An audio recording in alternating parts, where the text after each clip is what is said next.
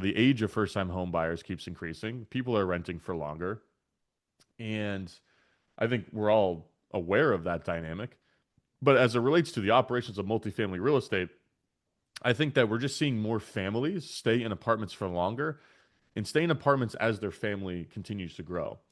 So, for example, the length of stay for 2 and 3 bedroom units, I think, will continue to one be much longer than one bedrooms, but I think that gap will continue to widen, right? Where it's known in the industry that folks who live in studios and one beds move out faster than folks who live in twos and threes because you just have more families in twos and threes than in ones, obviously. And this is just broadly speaking. On average, maybe you get 18 months to 2 years out of a typical studio one bedroom resident, but you get 2 to 3 out of a two or three.